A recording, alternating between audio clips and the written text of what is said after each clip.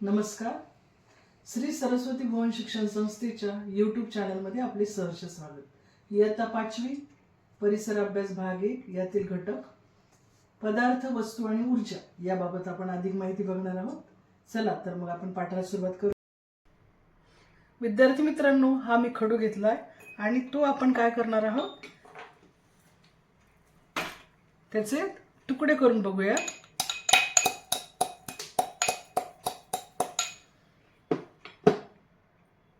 याला तुकडे केल्यानंतर याचे माझ्या हाताला असे बारीक कण चिटकलेले तुम्हाला दिसतील.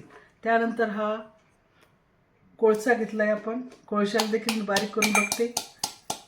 बारीक झाल्यानंतर माझे हात काळे झालेले दिसतात, म्हणजेच कोळशाचे बारीक सूक्ष्म कण माझ्या हाताला चिटकलेले आहेत.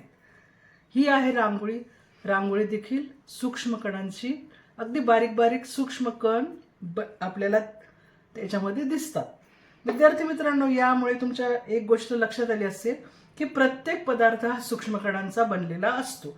आता हे कोणी सांगितलंय तर भारतीय महर्षी कणाद यांनी हे मत मांडलेलं आहे. इसवी सन 6व्या शतकात गुजरात राज्यातील सोरटी सोमनाथ जवळ या महर्षींचा जन्म झाला. त्यांचं मूळ नाव उलूक असे होते. त्यांनी चराचर सृष्टीतील वस्तूंचे 7 गटात वर्गीकरण होते असे मत मांडले. प्रत्येक वस्तू सूक्ष्म कणांची बनलेली असते ही संकल्पना महर्षी कणाद यांनी मांडली. त्यांनी त्या कणाला पीलव असे नाव दिले. विद्यार्थी मित्रांनो, आज आपल्या एक गोष्ट लक्षात आलीच असेल की कुठलाही पदार्थ तो सूक्ष्म कणांचा बनलेला असतो. धन्यवाद.